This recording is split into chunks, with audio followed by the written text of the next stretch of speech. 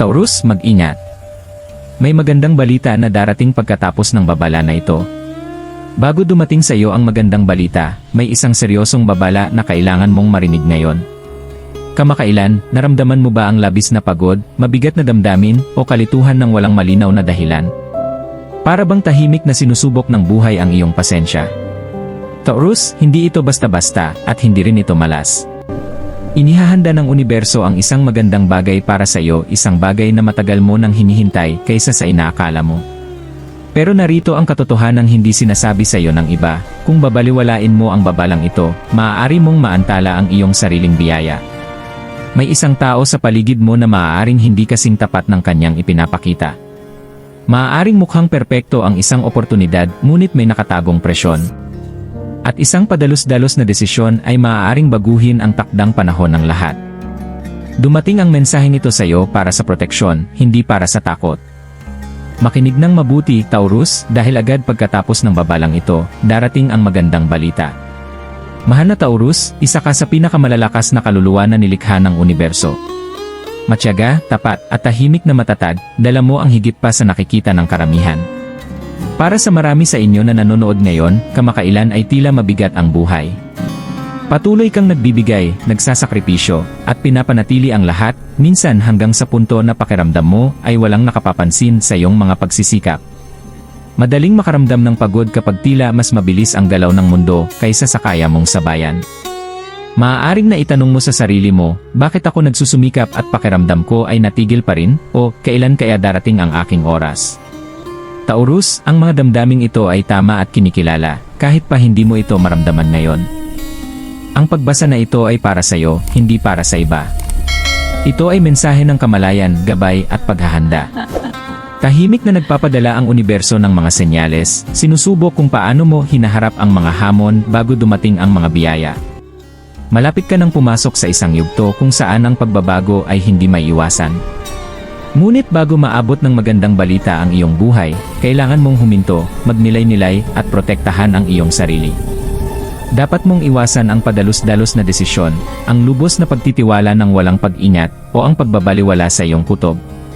Dahil Taurus, ang katotohanan ay ito, kapag maingat mong nalampasan ang babalang ito, darating ang magandang balita na matagal nang hinihintay mo sa paraang magbabago sa lahat. Manatiling nakatutok, manatiling nakapaloob sa sarili, at panatilihin bukas ang puso. Ang iyong pasensya at tibay ay malapit ng gantimpalaan.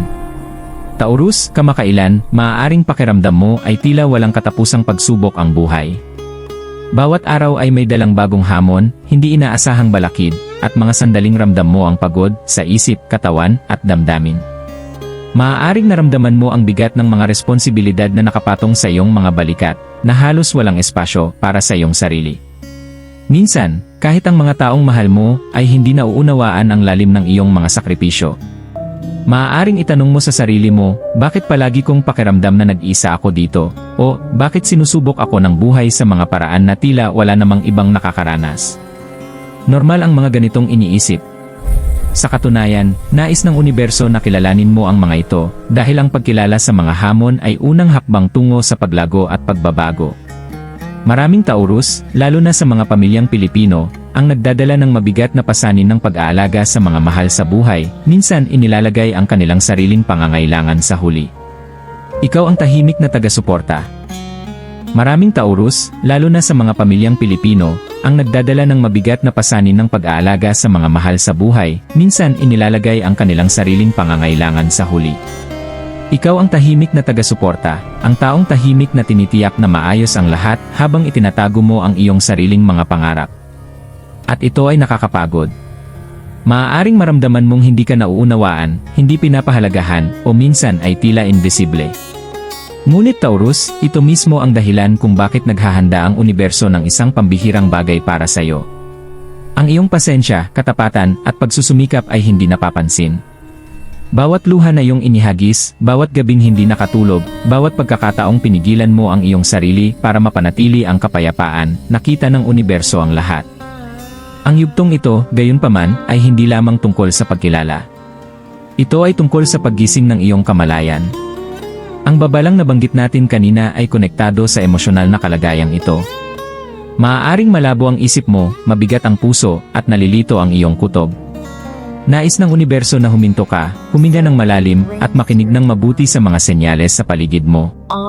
Maaaring may isang tao o bagay na hindi katulad ng nakikita mo, at kung hindi ka mag-ingat, maaaring mapalampas mo ang mga biyayang naghihintay sa kabila ng mga hamon. Taurus, matatag ka pa rin kahit na tila hindi patas ang buhay. Nagtiyaga ka kahit mas madali sana ang bitawan. At ngayon, inuugnay ng universo ang mga sitwasyon upang gantimpalaan ang iyong pagtitiis. Ngunit kailangan ito ng pasensya at malinaw na emosyon. Dapat mong makilala ang totoo at ang mapanlinlang, ang para sa iyong pinakamabuting kapakinabangan at ang maaaring iligaw ka sa iyong landas. Ang iyong mga damdamin na mabigat ay nagsisimulang magbigay ng senyales ng pagbabago. Dahan-dahan, magsisimulang lumitaw ang mga banayad na palatandaan, mga sandali ng kaliwanagan, damdamin ng ginhawa, o maliliit na oportunidad na nagbibigay ng pag-asa. Hindi ito mga pagkakataon lamang. Inihahanda ka ng universo upang tanggapin ang magandang balita. Ngunit lamang kung mananatili kang nakapaloob sa sarili, makikinig sa iyong kutob, at iwasan ang padalos-dalos na desisyon na dulot ng takot o kawalang pasensya. Taurus, nasubok ang iyong puso at pinino ang iyong espiritu. Bawat pakikibaka, bawat pagkaantala, bawat malungkot na sandali ay humuhubog sa iyo para sa eksaktong sandaling ito. Sa lalong madaling panahon, titingin ka pabalik at maintindihan na lahat ng paghihintay, lahat ng pasensya, at lahat ng tahimik na lakas ay kinakailangan upang dalhin ka sa eksaktong lugar na kailangan mo. Tandaan ito, hindi ka mahina dahil nakakaramdam ka ng pagod. Hindi ka nabibigo dahil nangangailangan ka ng gabay. Ikaw ay isang Taurus, matatag, matibay, at handang yakapin ang mga biyayang tahimik na papalapit sa iyo. Taurus, pagkatapos mong tiisin ang napakarami, unti-unti nang nagbabago ang enerhiya sa paligid mo. Ang bigat na naramdaman mo ay dahan-dahang nawawala, parang mga ulap na nagkakahiwalay upang ilantad ang malinaw na langit. Maaaring hindi mo ito mapansin agad, ngunit may mga banayad na pagbabago na nagaganap, pagbabago na inihahanda ang iyong buhay para sa isang tunay na kahangahangang bagay. Tahimik na inihahanda ng universo ang mga pangyayari, inilalagay ang mga tao, sitwasyon, at oportunidad sa tamang lugar, lahat upang suportahan ang iyong paglago at gantimpalaan ang iyong pasensya. Kung pakiramdam mo ay tila stagnant ang buhay o hindi napapansin ang iyong pagsusumikap, huminga ng malalim dahil malinaw na pananaw ang paparating. Para sa maraming manonood na Taurus, lalo na sa mga nakararanas ng pinansyal na presyon o kawalang katiyakan, darating na ang ginhawa. Maaari itong makita bilang isang bagong oportunidad na magdadala ng matatag na kita. Hindi inaasahang tulong mula sa isang taong pinagkakatiwalaan mo. Pagkakaresolba ng matagal ng pinansyal na alalahanin. Mga pagkakataon para sa paglago sa iyong karera o negosyo. Tandaan, Taurus, ang mga biyayang ito ay kaakibat ng iyong pagsusumikap at pasensya. Ngunit ganap lamang itong magaganap kung mananatili kang nakapaloob sa sarili at iwasan ang padalos-dalos na desisyon. Basahin ang bawat detalye ng maigi, pagkatiwalaan ang iyong kutob, at huwag sumuko sa presyon ng iba. Sa emosyonal na aspeto, Taurus, ginagaling ng universo ang mga nasira. Maaaring malutas na ang mga lumang hindi pagkakaunawaan, nagdadala ng kapayapaan sa mga relasyon na tila strained. Ang isang taong naging malayo o hindi malinaw ay maaaring ipakita ang tunay na intensyon. Bagong mahinahon at respetadong koneksyon ang pumasok sa iyong buhay, nagdadala ng pagkakaisa ng walang kaguluhan. Para sa mga nag-iisa o naghihintay ng closure, nag-aalok ang yugtong ito ng emosyonal na kaliwanagan. Paalala ito na dumarating ang pagmamahal at pag-unawa kapag nagtagpo ang pasensya at kamalayan. Taurus, karapat-dapat ka sa mga relasyon na nagbibigay lakas sa iyo, hindi nagpapahina. Maaaring hindi agad nakikita ang magandang balita. Madalas, ito ay dumarating ng tahimik. Isang mensahe na nagbabago sa iyong pananaw. Isang hindi inaasahang oportunidad o suporta.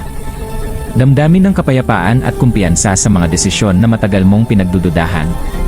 Tahimik na nakikipagkomunika ang universo, Taurus, at nais nitong bigyang pansin mo ito.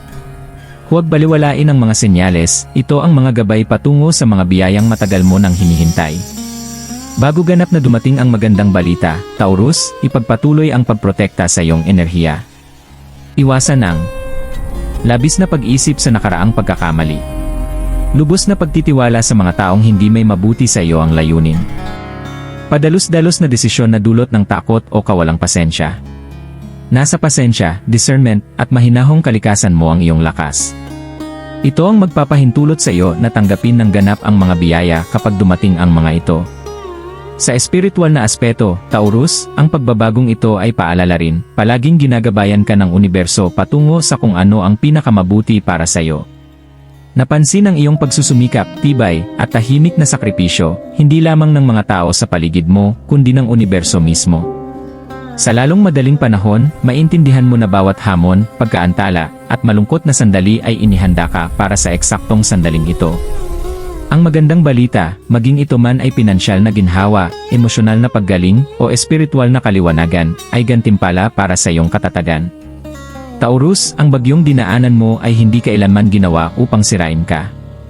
Ito ay humubog sa iyo, pinino ang iyong puso, at inihanda ang iyong buhay para sa mga biyayang matagal nang hinihintay at karapat-dapat sa iyo. Taurus, bago ganap na dumating ang magandang balita, may isang huling bagay na kailangan mong maunawaan. Ang yugtong ito ay isang pagsubok ng discernment, pasensya, at proteksyon. Tahimik kang ginagabayan ng universo, ngunit kung baliwalain mo ang mga babalang senyales, maaaring maantala ang mga biyayang matagal mo nang hinihintay. Sa ngayon, hindi lahat sa paligid mo ay tulad ng nakikita mo. Ang isang taong mukhang sumusuporta ay maaaring may nakatagong motibo. Maaaring mukhang kaakit-akit ang mga oportunidad, ngunit may mga hamong hindi nakikita. Ang mga desisyon na tila kagyat ay maaaring mga ilangan ng maingat na pag-isip at tamang timing. Iwasang magpadalos-dalos sa desisyon. Nakakaakit ang excitement, lalo na kapag malapit na ang magandang balita. Ngunit ang pagmamadali ay maaaring magdulot ng pagkakamali o palampasin ang oportunidad. Maglaan ng oras, suriin ang bawat detalye, at pagkatiwalaan ang iyong kutob. Hindi lahat ay may mabuting intensyon para sa iyo. May ilan na maaaring subukang impluwensyahan ang iyong mga desisyon para sa kanilang sariling kapakinabangan. Makinig ng mabuti, obserbahan ang kilos kaysa sa salita, at protektahan ang iyong sarili. Huwag baliwalain ang red flags. Mas malakas ang tinig ng iyong loob kaysa sa inaakala mo. Kung may nararamdaman kang kakaiba sa emosyon, pinansyal, o espiritual, seryosohin ito. Ginagamit ng universo ang iyong kutob bilang gabay sa proteksyon. Pangalagaan ang iyong enerhiya. Taurus, matagal mo nang dinadala ang mabibigat na pasanin, at ngayon ay hindi panahon para labis na pag-ibayuhin ang sarili para sa iba. Ang pagsabi ng hindi sa mga bagay na nakakaubos ng enerhiya ay hindi pagiging makasarili, kinakailangan ito upang ganap mong matanggap ang iyong mga biyaya. Paano malalagpasan ang yugtong ito? Huminto bago kumilos. Mag-meditate o magnilay sa mga desisyong mahalaga. Pansinin ang mga banayad na senyales, maliliit na mensahe, mga pagkakataon, o damdamin ng kakulangan sa kapanatagan. Panatilihing bukas ang puso, ngunit matibay ang mga hangganan. Ang babalang ito ay hindi ginawa upang takutin ka. Ginawa ito upang protektahan ka, upang kapag dumating ang magandang balita, matanggap mo ito ng walang komplikasyon. Isipin ito bilang yugto ng paghahanda, ang huling sandali ng pagninilay bago dumaloy ang mga biyaya sa iyong buhay. Emosyonal at espiritual na gabay. Taurus, ang tibay mo ang iyong pinakamalaking lakas. Sinusubok ng universo ang kakayahan mong manatiling kalmado, nakatuon, at maingat. Sa pamamagitan ng pakikinig sa babalang ito, tiniyak mo na magbubunga ng ganap ang iyong pasensya sa pinakamakapangyarihang paraan. Maaaring matukso kang kumilos ng padalos-dalos, lalo na kapag malapit na ang ginhawa. Ngunit tandaan, ang mga biyayang dumating ng maaga o sa maling pagkakataon ay maaaring hindi tumagal. Ang pangangalaga sa iyong enerhiya at pagtitiwala sa proseso ang susi sa pangmatagalang pa.